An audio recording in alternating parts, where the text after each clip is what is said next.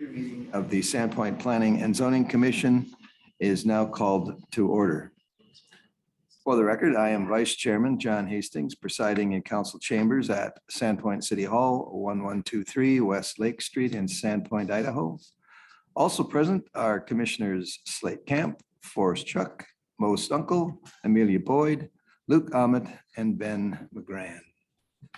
And we will now recite the Pledge of Allegiance, if everyone will stand.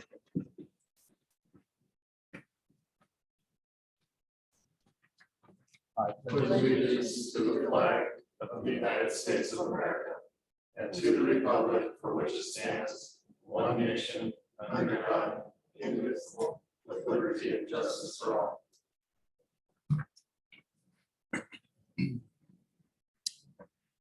And I would like to take this opportunity to recognize former commissioners Kate Hoosman and Tom Riggs for their many years of work on the Planning and Zoning Commission. Kate was on the commission for 13 years and Tom served for 8 years. I know Tom was at least chairman for a while. Was Kate ever chairman? I'm guessing she probably was, but yeah, so they served our community well. And additionally, former Commissioner Jason Welker served as chair of this commission for the past year. And we would like to congratulate him on his election to City Council.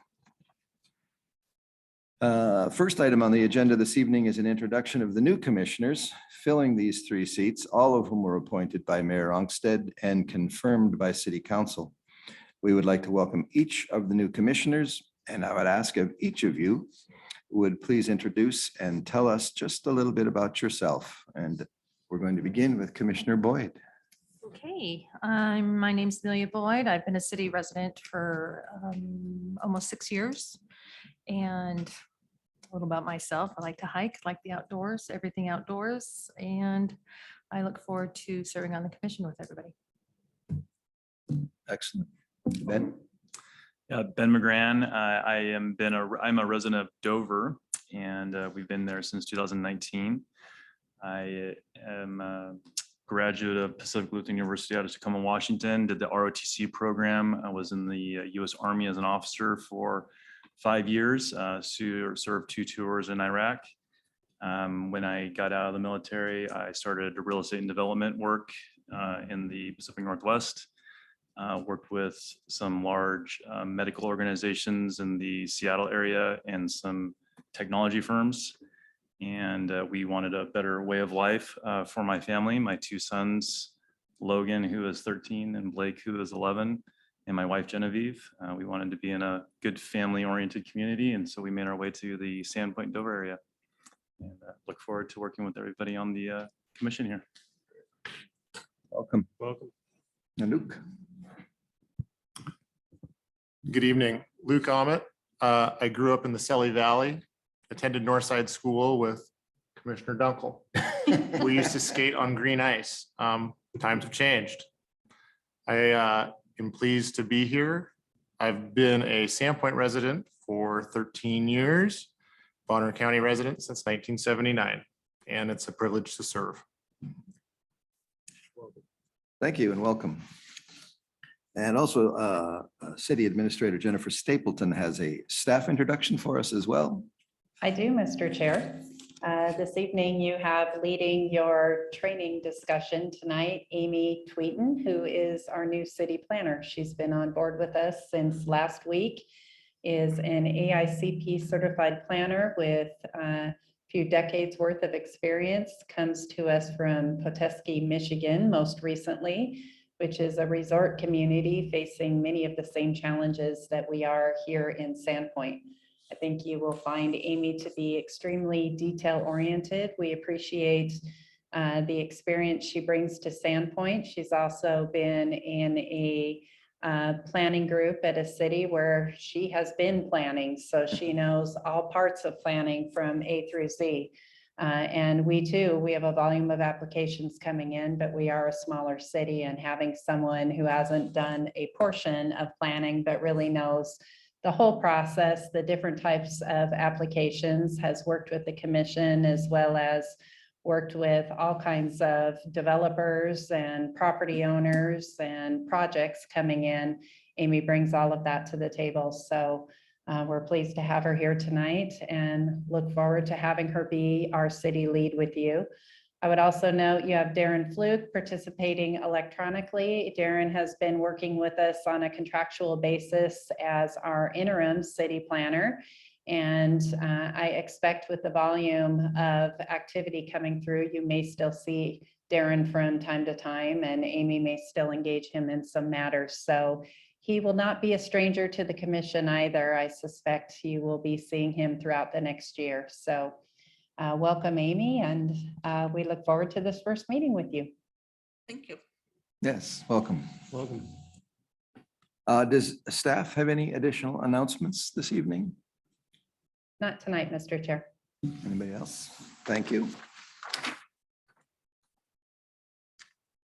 With our new commission now seated, and as this is the first meeting of the new year, we now get to elect a new chairperson and vice chairperson. Is there anybody who anyone would care to nominate, or anybody who would like to see their name placed in nomination?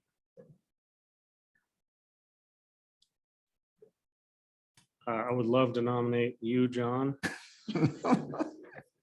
And mostly because you have more time on the commission than me. And most of the commission. And you've served as vice chair for the last year. And the few times that you've had to take over, you've done a fine job, and I think that's my opinion. Any other nominations? Don't be shy. All right. Okay, well, we will make a roll call vote on that then, with myself, John Hastings, being nominated for the chairperson. I'll second that. We have a second. Second by Commissioner Boyd. All right. And I'll call the roll. Okay, Commissioner Boyd, Aye. Commissioner McGrann, Approved. Commissioner Shuck, Aye. Commissioner Camp, Aye. Commissioner Hastings, yep. Commissioner Ahmed, Yes. Commissioner Dunkel. Yes. And with that vote, I have been elected. Thank you all for your confidence. I forgot to ask beforehand, is there a raise that comes with? 0% of 0 is still. Should have got that information first. Okay. We will now elect a new vice chairperson who will preside over commission meetings in the chair's absence. Would anyone like to make a nomination for the commission vice chairperson? I will nominate Mose. We've worked together on the Parks and Rec Commission. I'm familiar with you, so you're actually the only other person I know, so. Thank you. I'd like to second the nomination. Commissioner Dunkel, do you accept? Yes, I will accept. And can you continue to be here On 10 time. minutes early? Perfect. Yes, I'll do my best. Pertinent questions, yes, indeed. Any other nominations? Not, I shall close it. So we have the nomination and the second, and will you take roll again? Commissioner Hastings, Yes. Commissioner Dunkel, Yes. Commissioner Camp, Aye. Commissioner Boyd, Aye. Commissioner McGrann, Yes. Commissioner Shuck, Aye. Commissioner Ahmed. Yes. And with that, Mr. Dunkel has been elected commission vice chair and will serve until our first meeting in January of 2023. Congratulations, Mose. Thank you. And before we move on to the final item on the agenda, are there any other additional general announcements or reports from the commissioners or from city staff?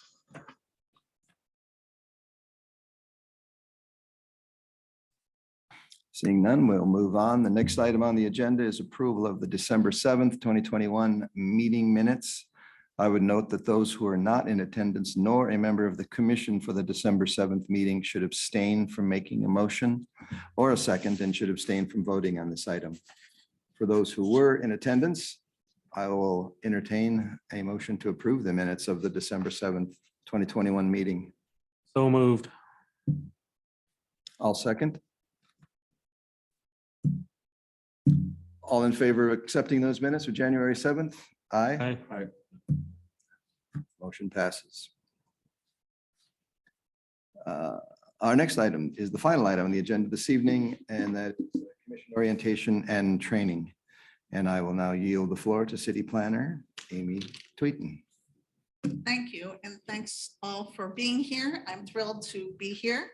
And it isn't often that my first meeting with the commission is actually a training, so that's a little refreshing. I'm just going to give a few words and then turn it over to Fonda. But the Planning Commission does fulfill such an important role in local government. And this is an important training so that you're all hearing the same information at the same time. And that you all get on the same page early if you have questions. Obviously, staff's always here for you and always feel free to reach out. But following the procedures for all the different actions that you are responsible for correctly is critical. And I look forward to working with you on these projects as we move forward. With that, I will turn over to Fonda. Well, thank you.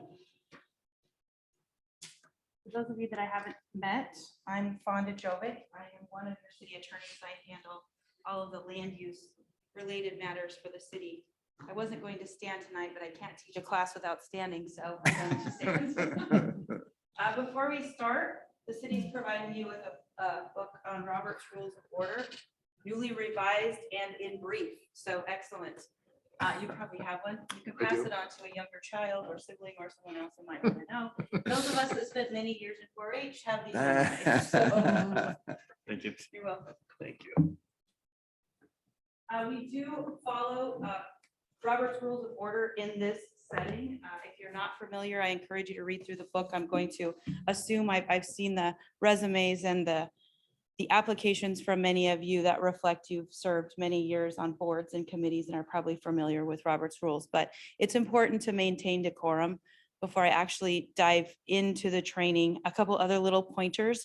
Make sure you sit up in your chairs and that you have your microphone to you when you get ready to speak. It gets really difficult to collect everything that's happening here on audio and in our recording if those microphones aren't close to your mouth. So I know that sounds really silly, but nothing's worse than city council wanting to go back and listen to the audio of one of your meetings and they can't hear you. So we want to be really careful with our presentation and the fact that we capture everything that happens in these meetings appropriately. So we're just going to dive right in. Question for you on that. Are these meetings ever transcribed or is it all just be the audio recording?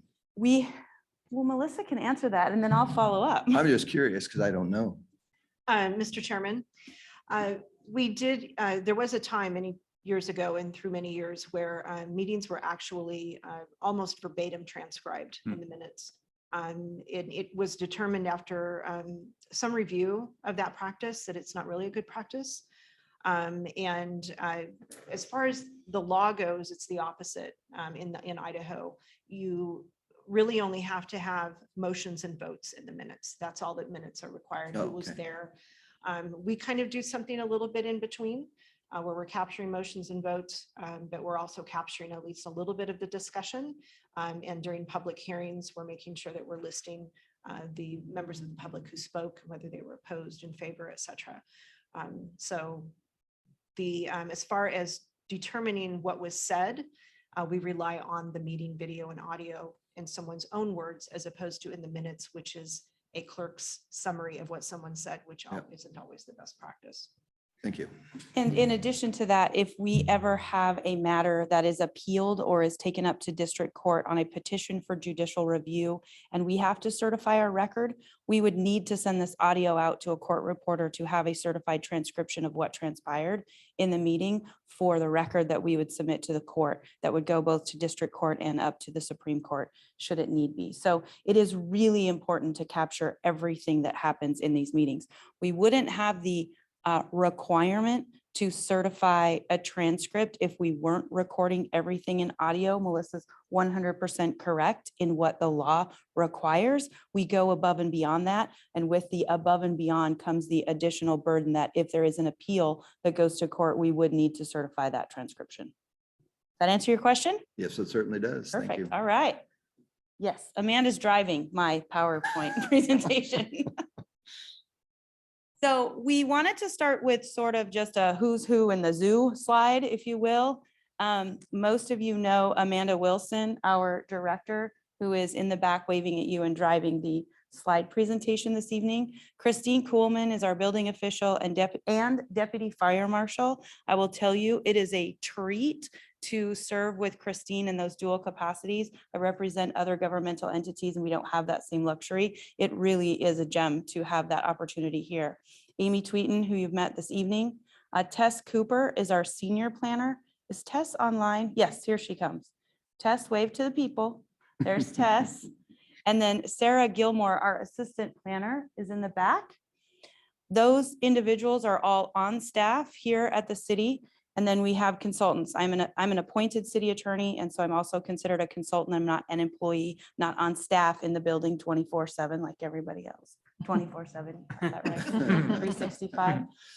Darren is also online. He has been integral in this transition between planners and will maintain in a consulting role. And then Betsy Roberts is our interim city engineer. And I don't believe we have Betsy online this evening, but she's our interim city engineer. Tonight, we're going to talk about roles and responsibilities of the commission. We always say, I'm going to tell you where we're going. I'm going to tell you how we're going to get there. And then after we've been there, I'm going to tell you, what was said and what you learned. We're going to talk about the difference between legislative hearings and quasi-judicial hearings, as well as your responsibility in each of those. We're going to talk about hearing procedures and deliberations. Outcomes and motions is sort of what happens in the decision-making process and what is your responsibility in the decision-making process. And then some different land use related items that we encounter along the way.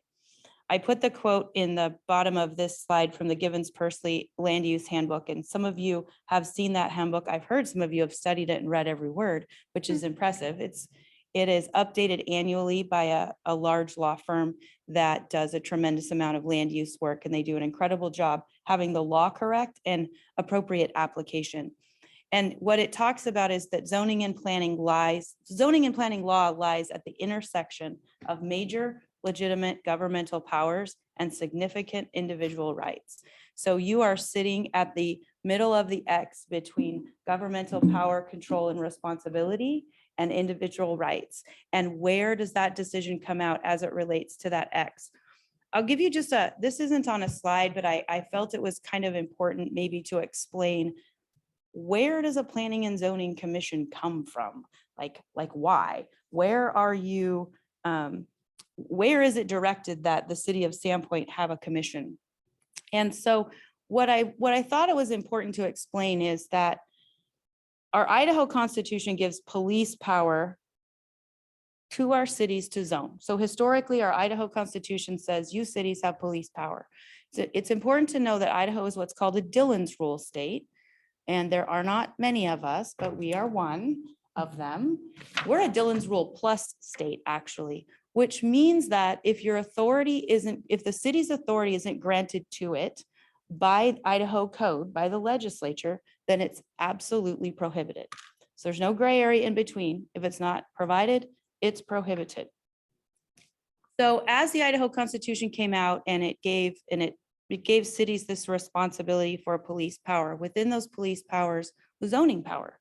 So zoning power originated as a police power, which in our world now seems very, very strange, but that's what happened. So it was expected that the cities and counties would create their own rules and expectations related to zoning. Well, not to use a too highly used term, but it became the wild, wild west. And it was a little unruly, and cities and counties were making up their own rules and their own interpretation of police power. So along comes the Local Land Use Planning Act in 1975. And it's been updated since, not much, but it's been updated since. And the Local Land Use Planning Act in Idaho Code says very specifically, cities and counties, you shall plan, you shall zone, you shall establish the rules for your governmental entities related to zoning, and not leave it to the wild, wild west, and not just leave it to these sort of wild police powers.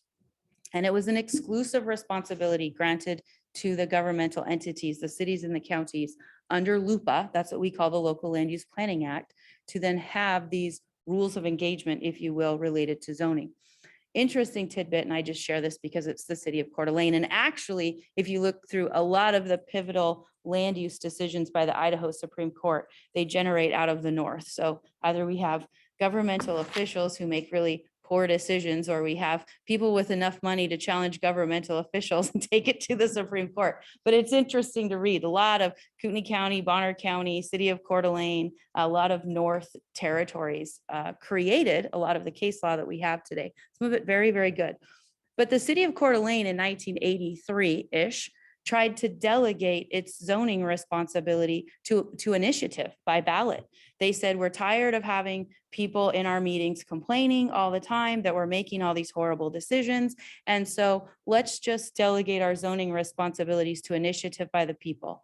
And the Idaho Supreme Court said, no, you cannot delegate your zoning responsibilities to initiatives by the people. I share that with you because I think we're kind of in a culture right now that feels a little bit that way. It feels like the people want to say, and we're going to talk tonight about how we appropriately give them a say and we make sure everybody's heard. We don't violate anybody's due process. But I want you to touchstone into this requirement that your government, your city government is obligated to have these zoning rules. And your city government, for instance, has decided, the city of Sandpoint decided that the initial outset of those rules is going to be designed and managed under a planning and zoning commission. So your ultimate governing body, when it talks about the governing board or the governing body in the Local Land Use Planning Act, is really council. At the end of the day, you have some exclusive decisions, but it's really council. You're advisors to the council. You know, you are appointed by the mayor, confirmed by the council, and you are advisors to council. You're sort of the filter between the people and the council, and that's your responsibility. So I give you all of that explanation because I think at this point in time, more importantly than even maybe 10 years ago when I was doing this, I think we're seeing a lot of outcry from the people and a lot of misunderstanding as to what can be delegated to their decisions and what lies squarely with you. There, now that I scared you sufficiently, let's move on. So we have different types of hearings. We'll start with the easy ones or legislative. Those are where you're going to talk about code amendments, comp plan. We want public engagement. Public hearing means we're offering and inviting public engagement, but they're open-ended comments. The subject of the hearing is roughly prepared ahead of time. It's not like a thoroughly detailed, thought out staff report on an application. The hearing is an open format, and the closing of the hearing doesn't affect anybody's individual rights. That's really important because as you think about a land use related decision or land use related public hearing, when we close a public hearing on a land use matter and you start to deliberate and make a decision, that decision is going to affect somebody's individual rights. The legislative is not intended to affect any one particular individual they're not before you as an applicant. So legislative, you're not prevented from talking to the community about decisions or public hearings that might be coming before you in a legislative manner. We invite public engagement, but in the same respect, once we get to the quasi-judicial hearings, you'll hear the difference. You still, of course, have to be, careful with conflict of interest and bias and all that. We're going to talk about that at the end of the presentation tonight. But legislative are a lot more fun. You feel at that point like you really get to take in public input and make a decision based on what you've heard from the public, and then weigh that against what's in the best interest of the city. So any questions on legislative before we move on? Because we're going to go right into quasi-judicial. All right. Yes. I assume we're getting copies of these slides. You absolutely can have copies. Great. Thank you. So the quasi-judicial hearing is the one that creates the most angst for every public entity, every public body, and especially when we have electeds or appointeds who ran on a campaign, ran on a platform, have very staunch positions, have been very vocal about their positions, have probably posted their positions on their social media account during the course of their campaign. And now here we are sitting as a judge. can't talk to anybody, can't really think about this aspect or anything, the decision we're being asked to make outside of the evidence being presented to us and being asked to be a judge. And quasi judicial, it's called that because you are sitting as a judge. Your job is to weigh the evidence, hear the matter, contemplate all the facts, take the law and the elements that are given you that need to be evaluated in order to make a decision, take the facts in front of you and apply those facts and make a decision. Not the facts you heard on the street from Aunt Bessie, who's complaining about a dog ordinance on her corner, even though she's not here to testify. Not the complaint from the neighbor that came and knocked on your door 30 minutes before you got here, but didn't provide written comment and didn't show up to participate in the public hearing, but only the evidence that is presented to you in the hearing, quasi judicial. You're going to deal in those cases with the specific rights of, yes, sir. One question on that. So something comes to mind on that is if we can only take what's presented to us, what about our own personal experience with the said area that we're, or the specific area that we're dealing with in a hearing? Am I allowed to use that? As an exclusive deciding factor, no. As an element in your deliberations for commentary purposes, sure. And we can talk about the difference between those two as we go through the hearing. One of the things planning and zoning commissioners are allowed to do is visit a site. Most of these are land use related decisions. You can visit a site. You can, if you want to go on the property to see what we're talking about, you can ask for permission from a landowner through appropriate channels at the city, but you can't be out gathering your own evidence. And that piece about my own opinion, my own historical context, my own historical knowledge, that's what becomes your bias. And so you want to be really careful. You may have it in your brain and you may know that it's there, or you may not. You want to be very careful how you express it from the dais. That's what we call this. Because if it comes across that you're a deciding vote on a really critical land use matter and you've decided it exclusively on something outside of the evidence, we haven't created a clean record. So when we ask questions of the applicant, that's evidence though, isn't it? Absolutely. And so the So feedback. if you want to get it in, if you want to get some of that information in that you may already know, that's a great time to ask the applicant. And we're going to talk about decorum of the actual public hearing also, like how do we appropriately ask the applicant questions, things like that. But yes, if you are prepared before the hearing and before the meeting, and there's particular information that you want in the record or that you think is important to get into the record, yes, there are appropriate times to ask questions. We owe every applicant and every objectioner due process. So everybody has a right to be heard. Everybody has a right to express their opinions. It's critical. It can be a deal breaker on a takings analysis. It can be a deal breaker on a petition for judicial review. Those of you that have been around for a while and know me know that at the end of the day, as your legal counsel, what I care about is that you have had a well-reasoned decision and that you have a clean record. So we want to keep our biases out. How you decide at the end of the day is not for any of us to direct or guide or recommend or dictate. Our job as staff for you is to give you the tools so that you are well-informed and you can make a well-reasoned decision and we can have a defensible, clean record at the end of the day, irrespective of how you vote. Does that make sense? We have to give everybody notice and opportunity to be heard. So you inevitably have been in a situation where you receive notice of a land use action near your own property, or you've heard from neighbors that they received a notice, or you've heard from your constituents. So that's what the cities, there's different obligations for area and time frame and all of that, but giving everybody surrounding the property that's in question an opportunity to be heard is why we have these notice requirements, and that we have to send out notice and give them a chance to speak or not. So you asked, yes. So in reference to that hearing, it can go indefinite as long as, is there any criteria or parameters, sideboards? So they have 3 minutes to speak. They can submit their commentary either in writing ahead of time or come and speak at the hearing. We encourage people that they don't need to do both. Some people want to, but they don't need to. So they can submit in writing or they can come speak for 3 minutes at the hearing.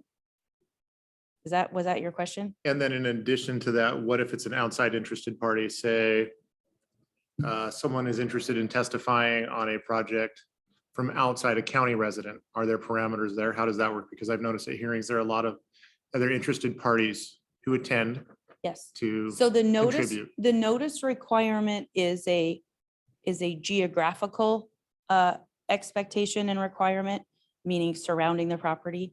The opportunity to be heard is anybody who is an interested party and they can speak. We can have people who are in opposition, neutral, and in favor of that may not be directly around the property, but still might somehow be affected or want to speak on behalf or in opposition to. There is not a 20-minute side limit in regards to this on a specific item. A 20-minute side limit. At the city council meetings, for example, there's 20 minutes that are delegated or assigned to at the beginning of the meeting. So Yes, please, go ahead. Mr. Ahmed, that is for general public forum, not. thank you. Sorry, I didn't understand what you were asking. Melissa was Apologies. right. Melissa was all over it. Yes, and there, yes. It's important to note that in the public forum, that's not a requirement for local governments to have that. We Right. choose to have that here at the city. That's not a requirement, whereas public comment in a public hearing Is required. And I'll just mention it too, because it came up at one or two meetings that somebody who wants to testify may donate their time to somebody else who's already testifying. We had that happen. Is that normal operating procedure? So what we like to have happen is that if there's going to be a donation of time, that is coordinated ahead of time. Ahead of time. So for instance, I don't represent Bonner County, but if I go on behalf of a group of parcel owners to speak in opposition to an application, they will delegate their time to me. We'll calculate how much time I actually have, and that'll be submitted to the commissioners ahead of time so that they are prepared that I'm speaking on this list of people for this amount of time.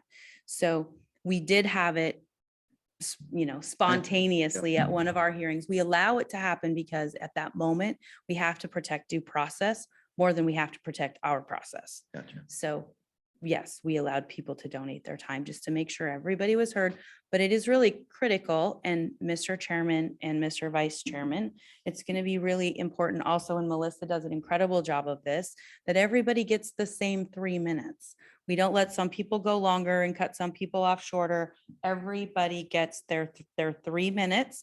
And they know ahead of time it's on the website, it's posted everywhere, it's in the notices that they're limited to 3 minutes. So if they come with materials that go beyond the 3 minutes,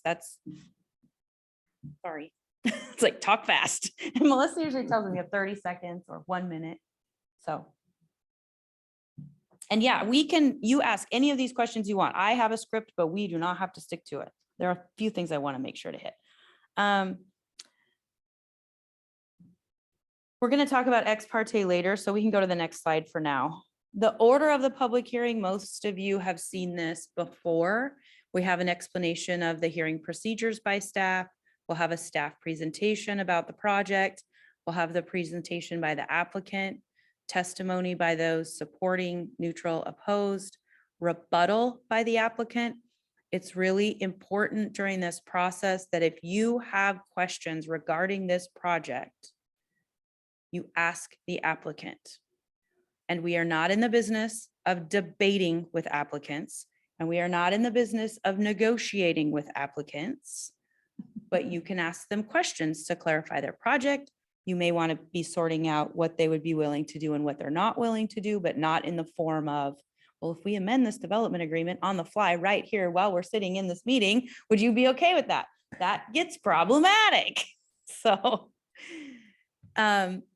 and then once the hearing is closed, the applicant will be invited in the commentary by your chair to rebut anything new that they heard by the testimony. So the applicant should not defer their presentation till the end. We do have one presenter who sometimes will want to do that. He'll want to hear all of and we have frequent flyers. You'll see the frequent flyers. We have one who does like to defer his presentation until after he's heard all of the testimony. We can't stop that from happening. It's not ideal, but at the same time, the goal is for the applicant to be able to rebut what everybody has said, not say, oh, now here's my presentation and here's why you're all wrong. Then we close the hearing and you initiate deliberations. The goal of deliberations is for you to discuss what you've just heard. You can ask staff questions during deliberations. You no longer can ask the applicant any questions. It is not recommended that you ask anybody who's just providing testimony any questions. So they are here to give their 3 minutes and to sit down. Sometimes you have questions for them. It should be rare. It should not be a pattern of practice that you come knowing that somebody's going to make some objection that you want to ask them questions about. Whatever evidence they get in, they get in. You should ask the applicant and you should ask staff. I always recommend that immediately after the hearing is closed and there's no longer any further public comment, you ask staff at that point, have you heard anything that you'd like to provide any additional comments to at this point before we start deliberations? And I'm pausing to let you all write that down. Is there anything that you would like that you've heard from the public or from the applicant that you'd like to clarify or offer to us before we start deliberations? And any of us can ask that. Yes, yes. And our chances to question the applicant, we can do it after the presentation, we can do it after the rebuttal. Is there a certain sequence of when that needs to happen, or can it happen at any point during the discussions? It's preferable, well, it can only happen while the applicant's standing here. And the preference is it be during the applicant's presentation. Unless you hear something during testimony you haven't heard before that you'd like the applicant to address, which does happen. Mhm. Even if the applicant says they don't wish to offer any rebuttal, you can say, Mr. Chairman, I would like to ask the applicant a couple of questions in rebuttal, please. Okay. And I do want to say it is important to focus all of our communications through the chairman. If you have a question for staff, Mr. Chairman, may I ask the staff a question? Mr. Chairman, may I ask the applicant a question? Direct that communication through the chairman. It maintains decorum. It keeps the sometimes conflict-filled discussion from getting out of control. And we want to funnel those communications in that decorum through our chairman. Melissa? Was there anything else on that piece? That was the piece. Just wanted to make sure we hit that. On that, you just reminded me, see, me pausing and you speaking helped me think of something else. Also, in the interest of keeping a clean record, one person speaks at a time. So imagine if we have to go back and transcribe this record at any point and we have 3 of you talking at the same time. That's another reason to funnel those communications through the chairman and just sort of maintain a nice rhythm of how this communication is going to go so that we're not talking over top of each other. I often tell people in depositions when I'm defending them that if they talk too much or over top of somebody, I'm going to stab them in the leg with my pencil and they'll know to be quiet. I can't stab you in the leg with my pencil, but you will look at me and my face tells it all. You will learn over time. My face will say it all. I'll be like, So anyways, be really cognizant of not talking over top of each other. And I guess the easiest way to think about it too, is the chairman always has the floor. Yes. Unless he yields it to you. You want to do the elections over? Yeah. I'm kidding. Only when Mose is in charge. All right, so the next slide, actually, I sort of danced into that a little bit with the deliberation best practices. Commissioners are called on by the chairperson when they wish to speak. This is the decorum piece. All commissioners are given an opportunity to speak. So when we get to deliberations, your chairman will ask if any of you wishes to go first. It is important for you to talk during deliberations about your thoughts on this project. Deliberations is your opportunity to resolve and kind of sort out whether or not you have a consensus and where that consensus lies, so that you know somebody has some cue as to which motion is going to be made. Are we making a motion to approve or a motion to deny based on the consensus we have? We have had situations where there's been a motion to deny that fails, and then there's a motion to approve, and that happens. From a process perspective, we up here will help. We will interject and keep the record clean for you. If you have a point of order, like you're confused about what comes next, have we had a second? Are we in discussion phase? You can always say, Mr. Chairman, I need a point of clarification, please, and direct it back to the chairman. And then he can either say, Melissa or Fonda or Amy, can we get some clarification as to where we are and where we stand in the process at this point? I know that feels really silly, but it happens. Everybody kind of gets wrapped up in the moment, and then we're like, was there a second? Where are we in discussions? What happened? Members of the public and the applicant address the commission, not the applicant or staff. So meaning that the public, in the people who are testifying in opposition, neutral, or in favor of, don't get to stand up here and direct questions at the applicant or direct questions at Amy or Amanda or me. They don't have that ability. So sometimes we have to help them understand what their place is. And likewise, they don't have to answer questions from you. That's not, they're not here for that. I had to even remind one of our people testifying at one of our recent hearings that he had no obligation to answer the questions that were being fired at him from the dais. So it's all comes down to common decency and respect, and remembering to just move through the process. The commission goes through each decision point and reaches consensus on whether it is met. So our staff does an incredible job. Darren does, Melissa does. I have no doubt that Amy will, of telling you right at the beginning of any public hearing process, what issues being put before you and what factors do you need to consider as you make this decision. So for instance, if you have, I don't want to use a conditional use permit. Darren, step in for a second. Don't do one with 9 elements, pick one with 3. So I lost your thread, Fonda. What are you asking me to do? So if they have a decision before them that has 3 elements that they need to consider and weigh and apply the facts to, I was just trying to think of an example of one for them. Think of a variance? Yeah, so a variance has a very hard and fast rule that comes out of the state statutes that requires there be a hardship that is associated with the configuration or layout of the lot. And so a hardship has a very particular meaning within the statutes. And it can't be that it's just what an applicant wants to do, but the rules don't allow it.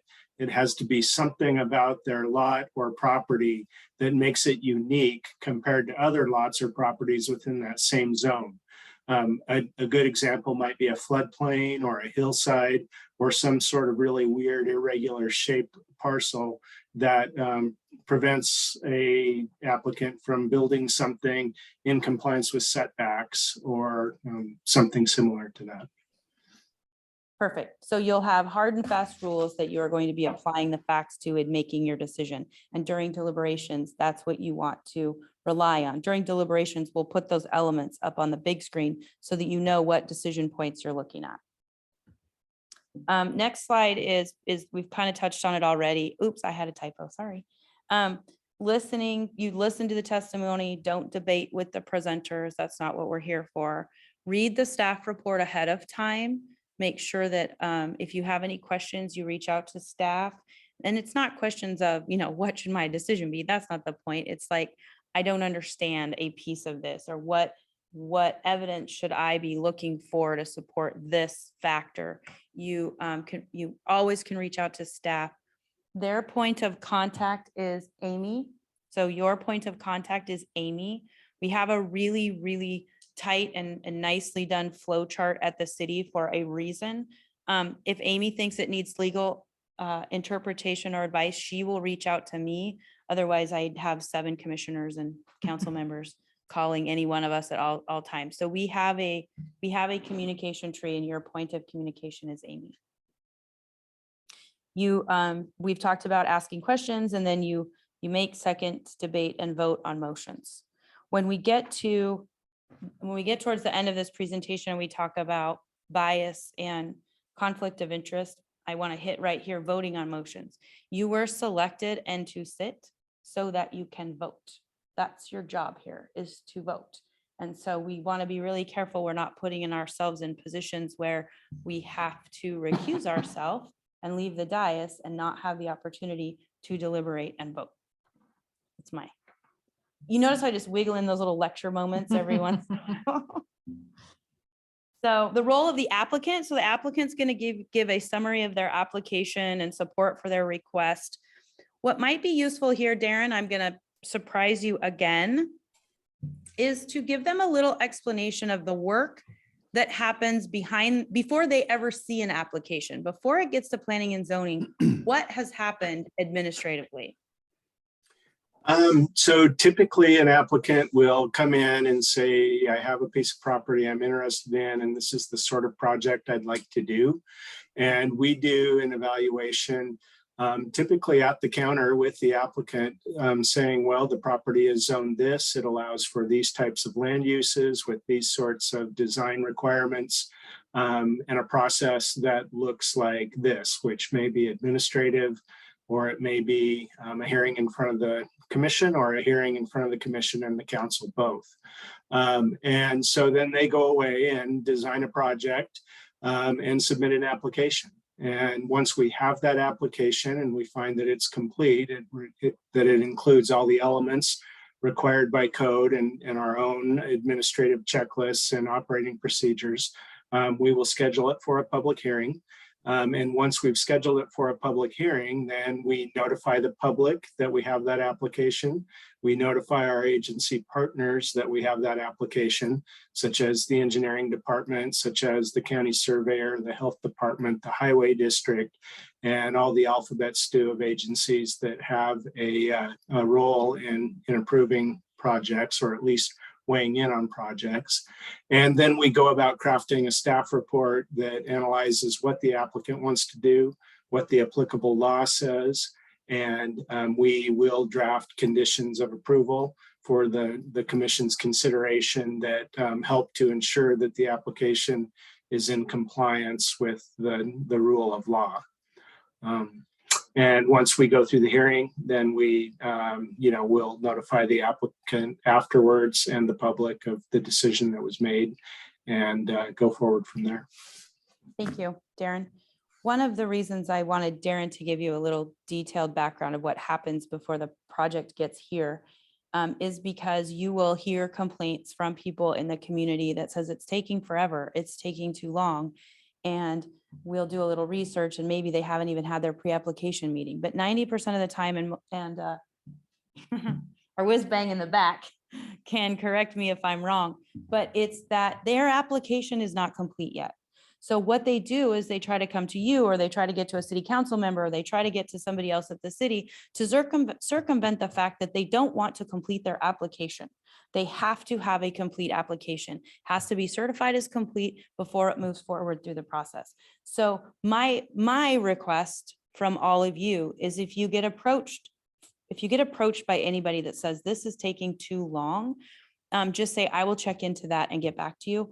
And don't automatically assume that something has gone awry here behind the scenes, because I can tell you, having been here and doing this with these guys for 2 years now, they move them through as fast as they can move them. It requires work on the part of the applicant to have a complete application. And they sometimes don't want to do all the work before they get in front of you. And that's not going to happen. So just word to the wise. So the other role of the applicant, of course, is to present to you at the hearing a summary of their application and then support for their request. They're their own advocate. We are not their advocate. They are their own advocate. I'll say that again later. They have to answer questions from you or if they're at council, and then they rebut testimony from the opponents of the application. So if somebody comes to us anyway, we don't want ex parte communication in the first place, so the answer should be like, sorry, I can't even really, I mean, go talk to somebody else, essentially. Yeah. I just give them Amanda's contact information. Yeah. Personal cell phone number. Home phone number. Maybe Amy's Oh, no, gonna be maybe the not. new, what's Amy's cell phone number? We're gonna just. And, And I guess my request is defer first to the fact that the staff has done their job. It's just somewhere in the process that this person doesn't like. So. Staff role. So that's the next one anyways. Oh, sorry, role of citizens. Citizens' job is to come and testify to the positive or negative impact of the proposal, give P and Z sort of their information, how they see this project. You'll hear a lot of emotional pleas in testimony from citizens, lots of emotional information that doesn't really have a bearing on the elements of the actual application before you, but that's okay. We have a lot of people who have lived here a long time. They need and want to have their voice heard about not wanting a 3-story structure next to their single-family residential house. That's why they get their 3 minutes. They get to come. And at the end of the day, you know, you can make findings that they may not like, but they've been heard. And that's their job, is to come and express their concerns. What's worse is when they don't express their concerns and they complain about it after the fact, right? So if they come and they take the time to express their concerns, positive or negative, we listen graciously. We say, thank you very much for your time, and we do not engage in a debate with them. So staff, and Darren hit this really well. So it's the applicant and the application's responsibility to provide sufficient facts for the project to move forward, and especially at the public hearing timeframe, it's the applicant's job to provide facts regarding their project. But the staff gathers all those facts, and the staff puts it in a staff report that sort of digests it, turns it around, and spits it out in a manner that maybe is a little more understandable for you, and also then will become a rhythm, because you're going to see the format of that staff report being consistent on these applications over time, and you'll know which section to go for to look for answers to your questions and things like that. So, but it's the staff's job to harangue those facts and then put them in a manner that's understandable for you. They incorporate the information from the other agencies before a hearing gets scheduled. They'll add the public comments that come into the staff report. We say tie down objective facts. So there are facts that are related to your decision that aren't controversial. You know, where is the property? What is the application? What does the city code say? So they'll tie down some of those objective facts for you, and then avoid supplemental materials from the applicant after filing in the staff report or deadline. So they kind of keep that information gathering process really streamlined for you, so it comes to you in a meaningful manner. Question. Darren's raising his Oh, hand. hi, Darren. Hey, I was just going to weigh in at this point and say we, as staff, we really feel like it's our role to bring complete applications to the commission. We don't want to bring an application to you that we know doesn't comply with the law or, you know, meet the letter of the law in every way. And so there's a lot of work that goes on before we even take an application in, just to ensure that the applicant is preparing an application that can be approved. And we will always work hard to not bring applications to you that we know can't be approved. And so we don't want that to happen on the record. We try to have that happen outside of the public hearing. Question Yes. on staff role. In some of the projects we've seen, they trigger like traffic studies, and there may be other similar sorts of things.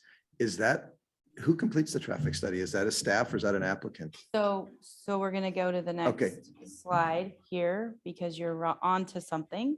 And then maybe Amanda wants to even, do you want to? the traffic studies always come up and she does the Oh. best explanation. So I will high level this with the other response part of the staff's responsibility is to extract the relevant policies for you from the comprehensive plan and what might relate to this particular project, the city code, other planning documents, and then have sample motions prepared. And then my last little tidbit again. But will you talk just briefly about the traffic study and then what triggers a traffic impact analysis? Absolutely, great question. So the first step with a traffic analysis is really looking at how many trips do we anticipate this type of development to contribute to the system. So there's actually a standard manual that's followed. It's analyzed by a professional engineer in the state of Idaho. And to directly answer your question, it's the applicant that is required to provide us that information. So our urban area transportation plan provides our current transportation standards. And it suggests that all land use actions need to have a trip generation distribution letter. So that's where an engineer looks at, it's a multifamily development. And this type of multifamily development is typically resulting in X amount of trips per unit. Anytime that we are over 300 trips a day on average, our code requires that a full traffic analysis be conducted. And that is also done by the applicant and is done by an engineer per engineering standards. That said, if we are borderline to the 300, so it's kind of interesting, we get an awful lot of trip generation distribution letters at 296 trips. And so we will actually send that.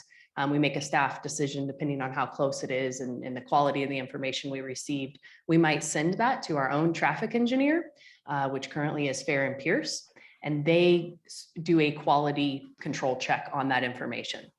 All traffic analysis done by an applicant are reviewed by our traffic engineer, and we actually get a memo back from them, either concurring with what that engineering report from the applicant stated, or they might disagree and provide their own engineering determination on that. We use traffic engineering reports to help us calculate off-site impact fees, which we don't have to get into the weeds of that today. But it can get pretty complicated depending on the results of that analysis. So if you have a staff report and then a staff presentation and then you hear from the applicant, you still have these lingering questions in your mind. Mose is great for this. He will say, but I drive that intersection all the time. And if you add this development, there's going to be too many cars. But that's a perfect question back to staff. Can you walk through again for me, please? What analysis has been done with regards to traffic at this point? And is there going to be more? And then we clean that record up, right? Then we don't have Mose saying, but when I was 12, I almost got run over by a logging truck.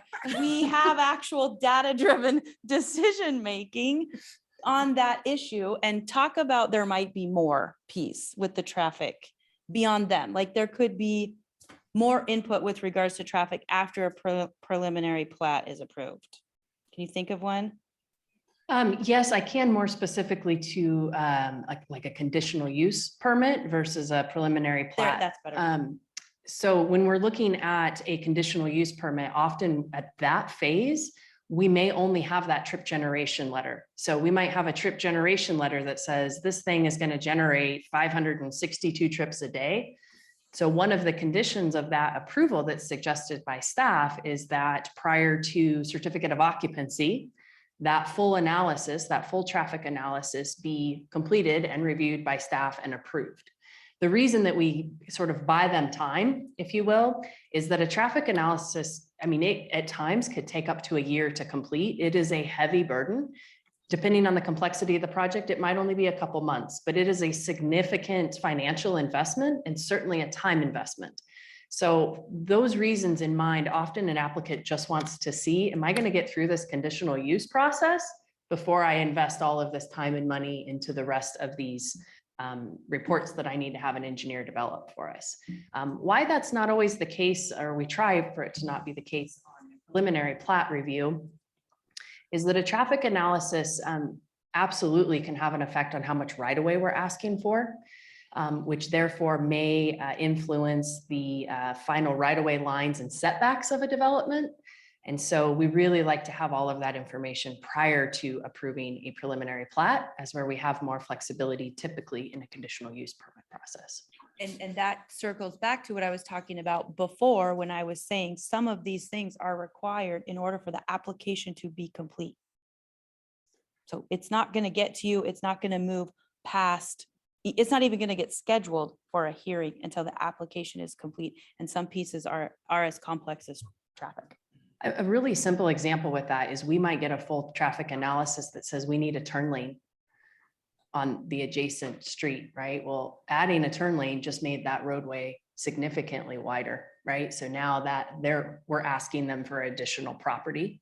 And I think that that's an important component to it. We also, I've noticed recently, we've had some folks in the public suggesting that we require a conditional use permit application to give us additional right-of-way. And I think it's really important for us to note, as Fonda educated me when I started, that the only application in which we're allowed to require dedication of land is in a platting process. So we might see a conditional use permit come forward and it's one lot. It's not viable for us to dictate that they give us their land without a negotiation and compensation. Right. Clear as mud. Fun stuff. Yes, but it also asks another question along the same lines. Each individual project is considered individually. And because we hear complaints about, well, yes, but there was this project and none of them hit that threshold, but collectively they sure do, but that's really not our purvey. Thanks to be fourth in line. Fine.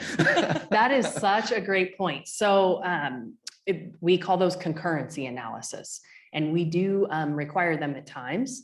The burden typically is on the city to be verifying the concurrency analysis rather than a single applicant taking on the burden of all of these additional applicants. So we have a model, a traffic model. It's via a software program that our traffic engineers take the inputs from all the various developments that keep coming in the pipeline, and they keep that model updated so that when we get a new application forward that's calling for 1,000 trips per day, they plug that in, and it is in theory looking at the effects of all of these things compounded.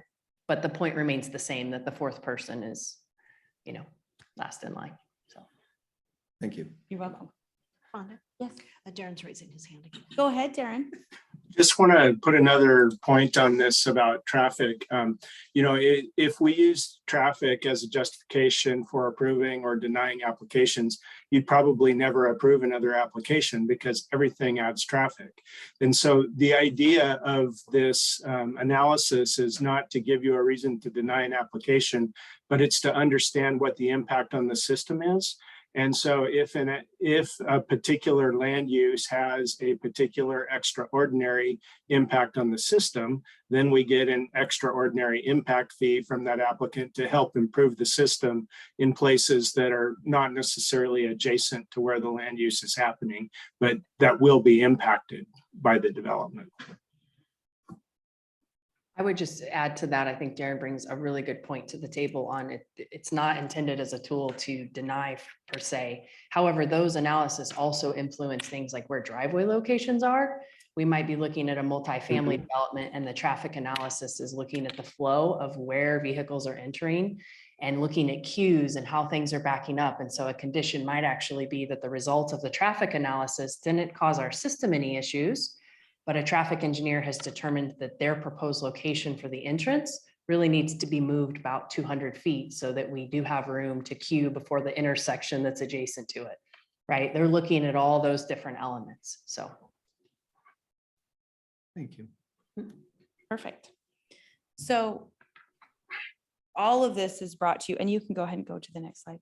All of this is brought to you so that you can really focus on the evidence that's before you and think about that, to really think about data-driven decision-making. So we also don't, I wasn't trying to be disrespectful in any way. What I was trying to do is validate your concerns and pivot that to a way to ask that question so that we can get into the record.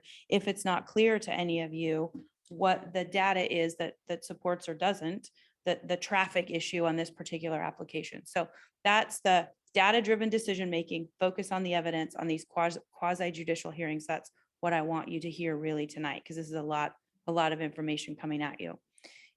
After a quasi-judicial hearing, you have to make a decision.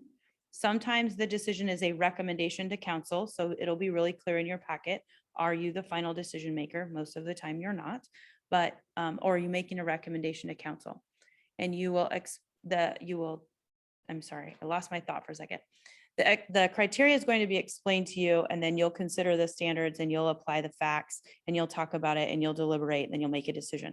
This comes back to what you guys will hear me say over and over. You have to put your findings on the record. So we try to prepare for you, or staff tries to prepare for you, motions that have the facts that you could reasonably rely upon built into them. But sometimes things come up that we don't anticipate at the hearing, very rarely, but sometimes those things come up. So we try to give you one of each motion that possibly somebody could make at the hearing after it's over. So you have some guideposts in front of you, but you have to put your findings on the record. And that becomes difficult because once you get to motion time, you're usually tired. You've heard a lot. You've been here a while. You need a break and you just want to make a motion to move on. But that's the time where you really have to dig in. And even if one of you needs to say, Mr. Chairman, may we have a 5-minute break before we take the vote? That's so you can organize your thoughts and you can get the words together for an appropriate motion with proper findings. And that's okay. I'm probably not going to go through all the rest of this in detail. How to reach a decision, discuss it in your deliberations, don't rush to judgment. Everybody needs to participate. We get worried about a commissioner that shows up 2 or 3 meetings in a row and doesn't say anything.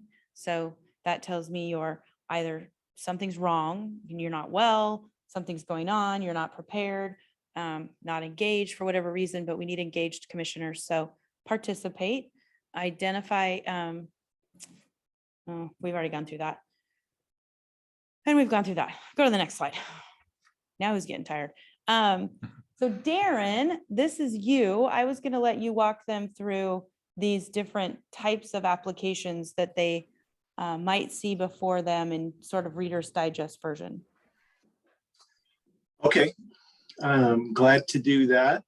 So let's just take them in order, I suppose. Conditional use applications are a particular kind of land use within a zone. Within any given zoning designation, you can essentially think of 3 kinds of land uses: principal permitted uses, accessory uses, and conditional uses.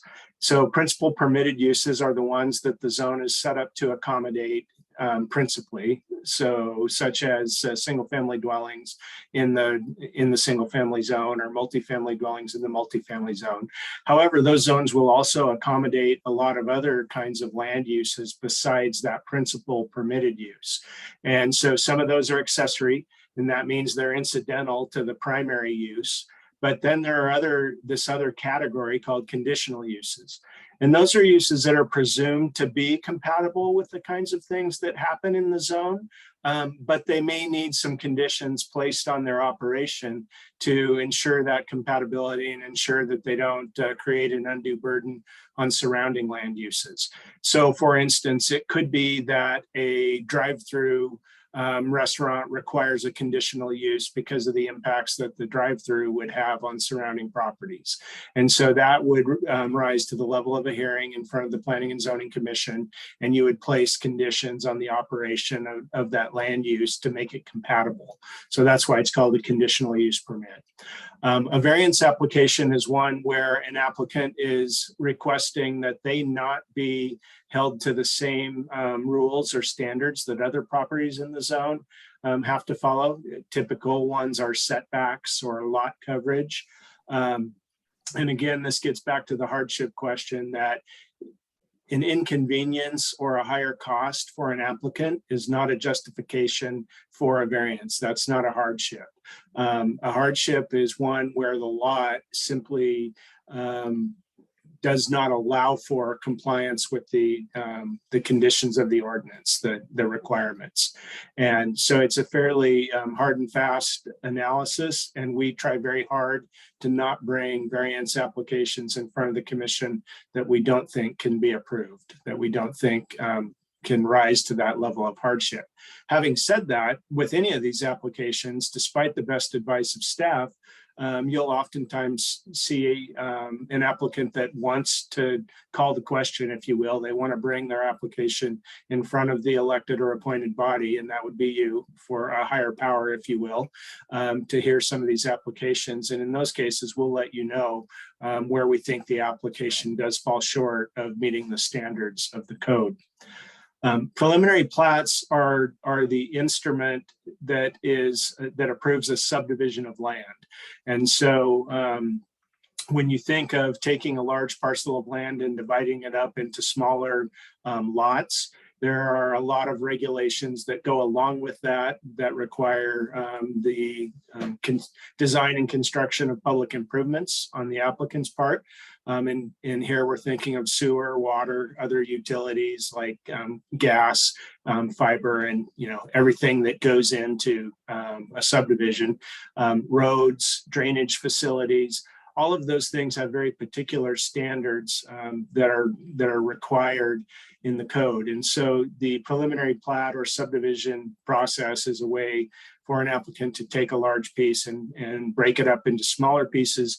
Really, we're not, as long as the application complies with all the design and dimensional standards, that is, all the lots meet the minimum lot size, that they'll all have sewer, that they all have access to a public road.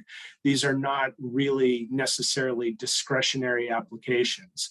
And unfortunately, what happens oftentimes with subdivision applications is neighbors come in upset because they don't want to see their neighborhood change. They don't want to see additional development. They like the undeveloped lot next door to them just the way that it is, which is completely understandable, except for we have a zoning designation that sits on top of that property that anticipates that a landowner has certain rights to develop that and divide it down into smaller lots.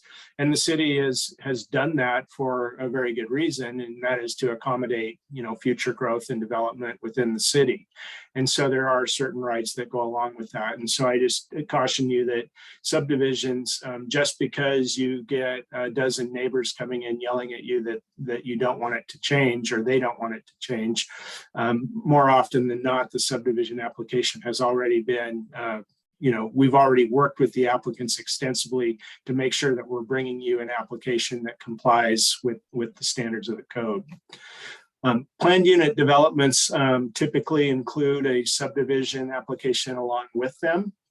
And a PUD is a way to vary standards within the code in return for certain public benefits. And so an applicant may come in and wish to accommodate additional density or a mix of land uses that aren't necessarily allowed within the code, or to have reduced setbacks, things like that. And in return, they can request that through the PUD process, but in return, they're expected to provide very specific public benefits that in return for getting that consideration, which almost looks like a variance of standards sometimes. And those public benefits can include things like the provision of affordable housing, enhanced design considerations, better landscaping, and just better connectivity in the community. And you're going to see one of those coming up here before too very long. And so we'll have some additional tutorial for you on how to deal with planned unit developments before we get to that hearing. Zone changes are just that. They're a request to change the base zoning designation that the city has put on a piece of property.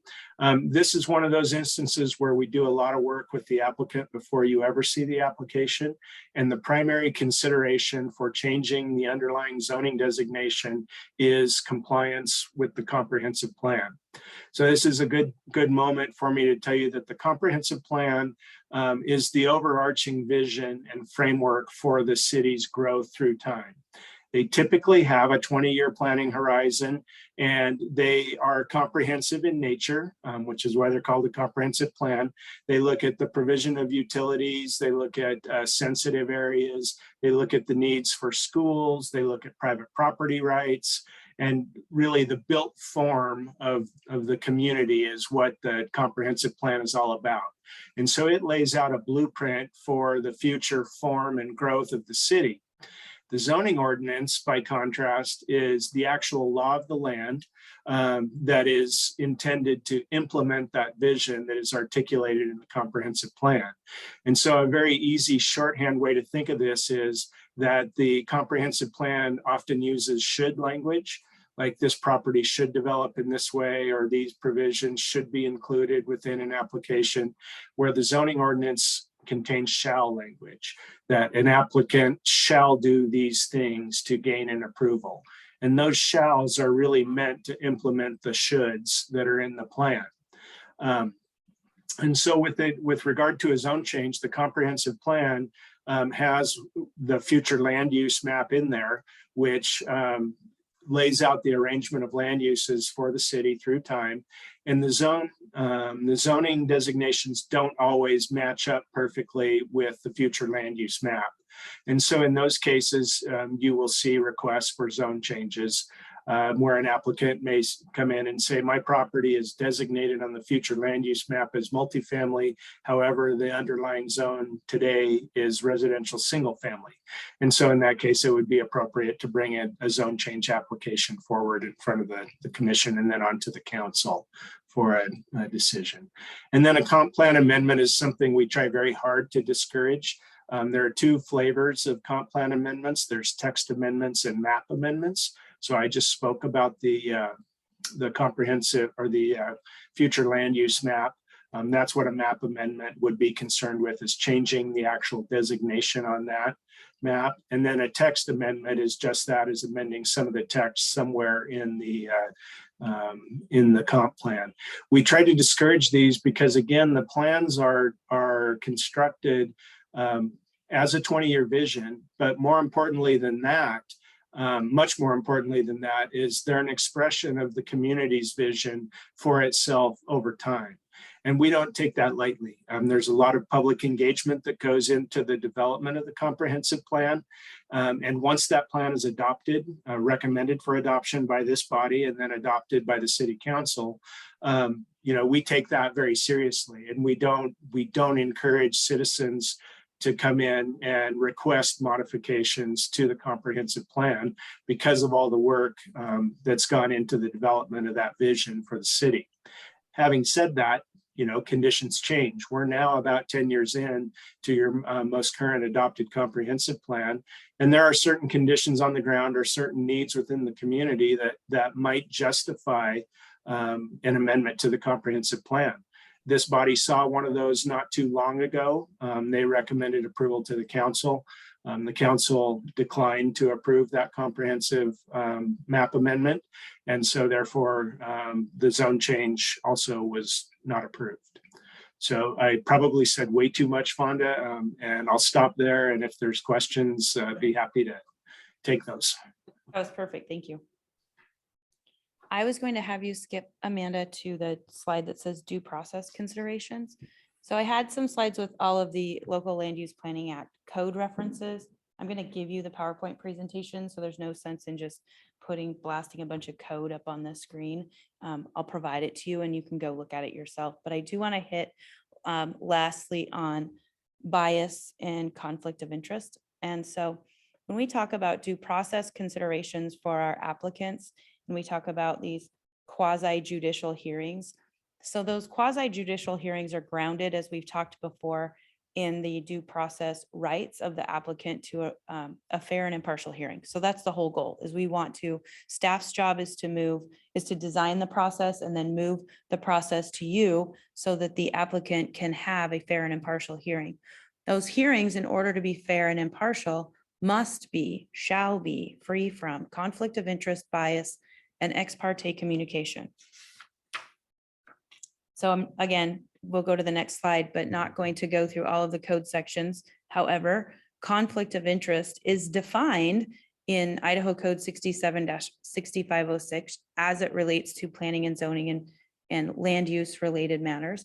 And basically what this means is you can't sit on the dais and hear a matter and deliberate and vote if you have any sort of interest in the project. So, and conflict of interest in a project means nobody from your home or immediate family could financially benefit from anything related to this project or this request. So if it's your project, your brother's project, your parents' project, your whatever it may be, if it is connected to your family and you are concerned about a conflict of interest, if you even think there might be a conflict of interest, you should call me, or you should call Amy, and Amy will call me, and we should talk our way through it, because we have to decide whether you can disclose that conflict of interest and it's far enough removed that you can still be objective and unbiased and that you can still sit on the dais and hear and decide, or if it's too close and you declare it up there publicly, and then you have to remove yourself from the dais. So we take conflict of interest very seriously. And if you even have a question, you give us a call. Okay. Next slide is bias. This is my favorite in the world of social media. This is my favorite because it has become an entirely new governmental representation industry for lawyers in just managing public officials' use of social media. So that was a lot of words, but the bottom line is that you bring with you to the dais everything you've posted anywhere, every comment you've made to the newspaper, posts are just the easiest target. And so what we don't want to have happen is that you have expressed your opinions regarding development, growth, building, traffic, all of those things related to land use specifically in such a manner that you have publicly displayed your bias, because the outcome of that is, and justifiably so, we have some savvy developers in town, and they will march in with all of your posts and they will say, with all due respect, Mr. Hastings, in light of the posts I've seen on your social media account, I believe you are biased in this manner and you cannot give me an unbiased and fair hearing. And I request that you recuse yourself from deciding this matter.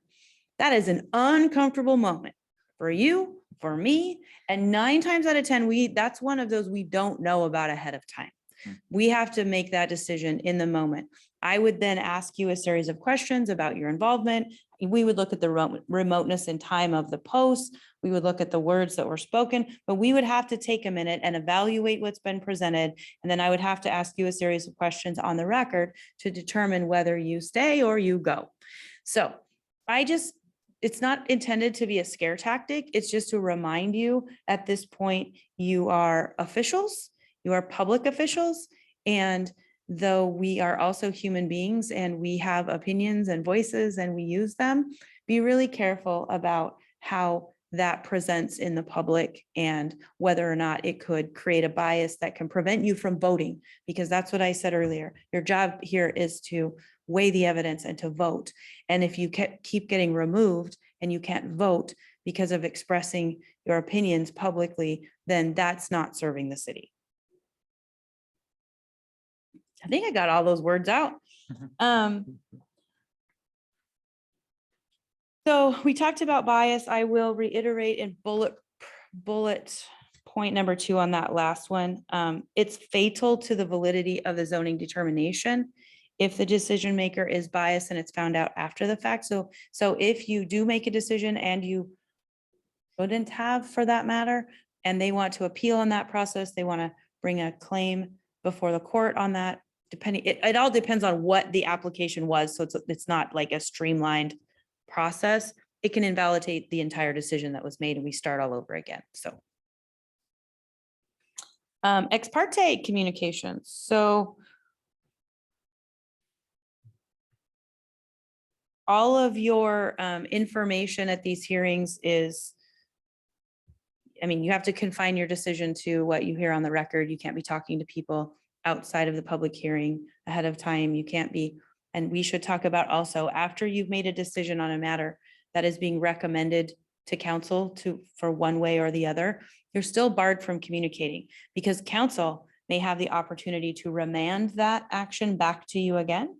So we'll be really clear. We'll try to be really clear at the hearing, kind of what decision you're making and whether or not you're still under the rules of prohibition of ex parte communication, or you can ask any one of us afterwards if you are. But lots of these decisions that go to council, there's an opportunity for them to remand them back to you. So you are not out from under the umbrella of ex parte communication until there is a final decision and after the appeal period has expired.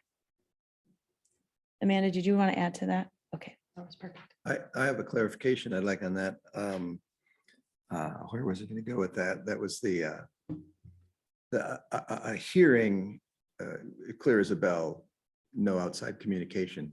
But on general, I remember when I first came on here as a general matter of planning and zoning, I was advised to seek out community input, to find out what is the pulse of the community, what are their desires, because they might not come to me. So it's perfectly acceptable for me to come to them and say, what do you think? But that would be general issues of planning and zoning, not a specific hearing. Is that Correct. accurate? Not any hearing that's coming before you that's a decision that affects an individual. You can kind of think of it that way. We talked really early in this presentation, like you're probably tired of listening to me at this point, but really early on, we talked about some of those general nature things, the legislative matters. You can seek all the community input you want on those types of decisions. So you're going to be really happy to know that the next slide is blank. It just says questions. I'm finished. But I do want to entertain any additional questions that you have. Yes, Commissioner Dunkel. So in the ex parte communication, it says that if we have had communication, then we disclose it, and then somebody will decide if that's too much or.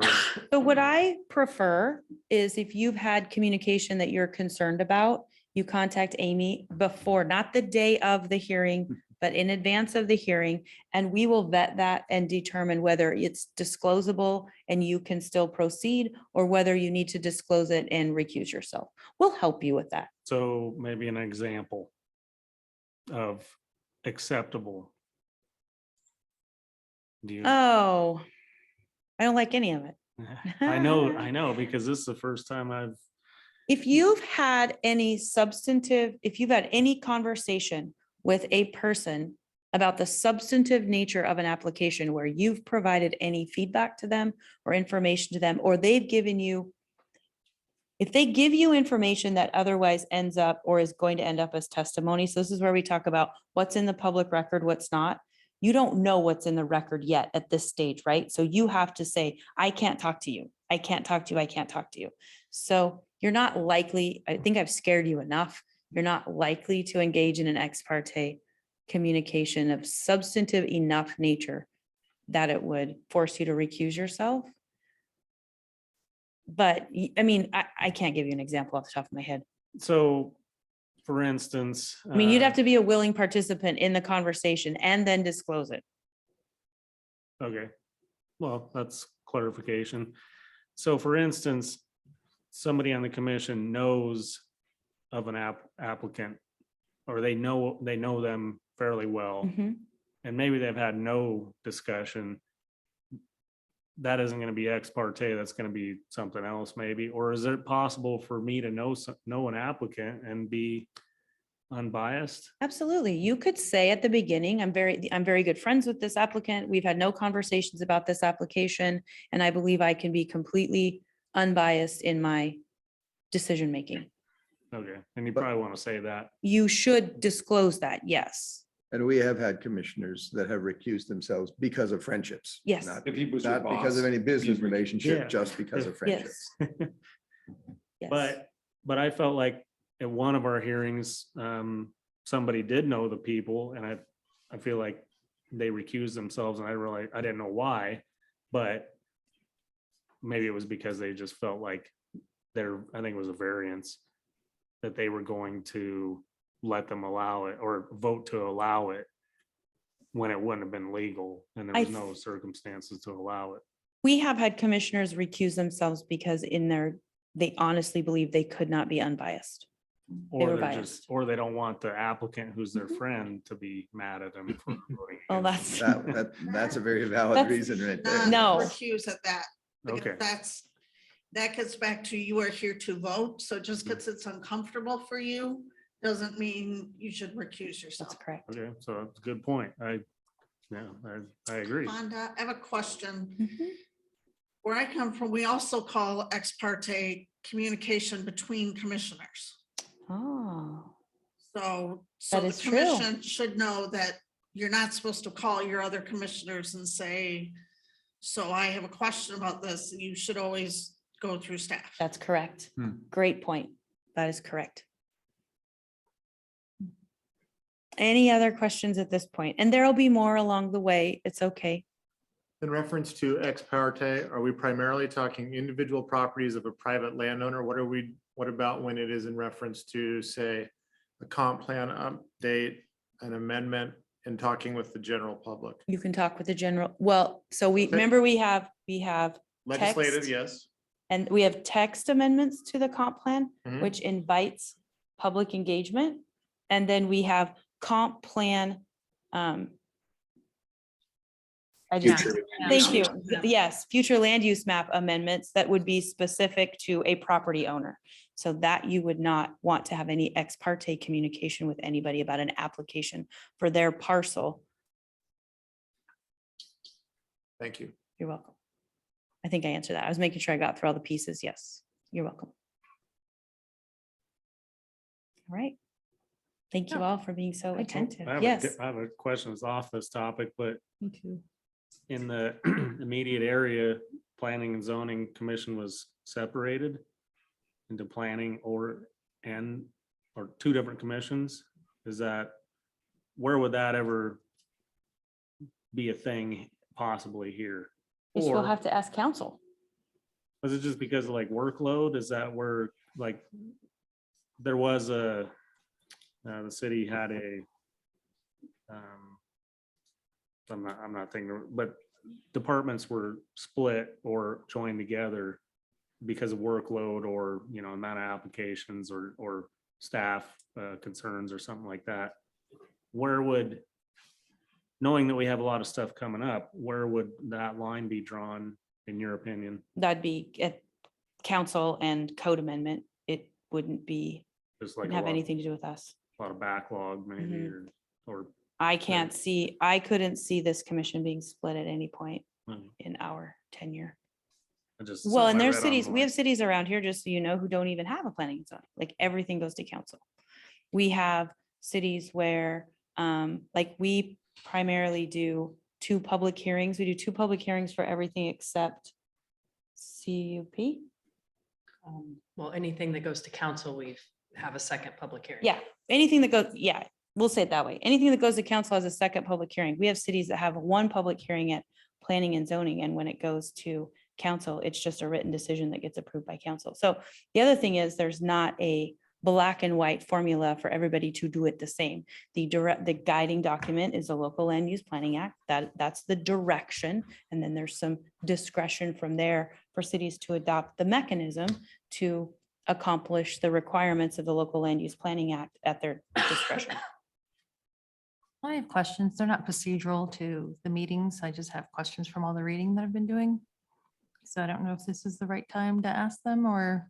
Fonda, Yes. Darren was raising his Oh, hand. on go the other Darren. topic, I think, real quick. I was just going to add a little something to the planning and zoning discussion. The Idaho statutes do allow the governing body, in this case, the city council, to create the planning and zoning commission, or they could do a planning commission and a zoning commission separately. I mean, that's allowed in Idaho. I've not seen them separated. In practice, we see a lot more zoning than we do planning, but we use you as both. And so when we update a comprehensive plan, for example, this body would be very much involved in that planning work that takes place. It's just, it seems like you're just a zoning commission because we see so many applications on a day-to-day basis that's just the preponderance of what you see, but you really do get used in both capacities. I was just Commissioner wondering Wall. if Sandpoint was a home rule city. I had read that in the land use home handbook about home rule cities, and I didn't know if Sandpoint. I'd was have one. to look. I don't know. We're a Dillon's rule state. Yeah. Yeah, I would have to look. I Okay. don't know. But any of those specific, and then you have to remember, I represent like 4 different cities too. So sometimes they get a little mixed up, but I would be happy to look into any of those specific questions you have out of the handbook. I know a couple of you have looked through the handbook. And so if you have questions on that, I would be, Okay. you can do that separately. Okay. May I make just one final comment? And that's kind of our calendar year going forward. As you heard earlier, Amy has been here 6 days. I think today is day 6. And so she is doing a fantastic job of getting her feet on the ground, really getting up to speed on all of our codes and our comprehensive plan and working with staff. I know that she is also working towards basically an agenda for our upcoming meetings, for additional trainings, additional topics, looking ahead at when we're going to be tackling the comprehensive plan update that is on the slate for this year. Generally speaking, our intent is to bring that forward early this spring to start revisiting previously discussed goals, objectives, sort of that vision process. And I just wanted to give you a heads up that while we may cancel a few meetings initially, you know, in fact, for example, I do not believe that we're going to be having a February meeting. The first meeting in February will most likely be canceled at this point, unless Amy looks at our schedule and we can squeeze in another training. That doesn't mean that we're not working on applications. There are a lot of applications in the pipeline at this point, but as Darren mentioned previously, we really need to get them at a good place before we bring them forward and develop staff reports and get all of the agency notifications, et cetera. At this time, I think you're going to have a very, very busy spring. So I'm just trying to give you a heads up on that and take advantage of a couple cancellations early on in the year. I don't think that's going to be the norm. So with that said, I would just offer that if there's anything specific that you want a deeper dive on, I know Amy intends to be reaching out to you and you're welcome to bring those suggestions forward. Thank you. Thank you. Yeah, thank you very much. With no further business before the commission, this meeting is now adjourned at 7:08. Thank you all very much.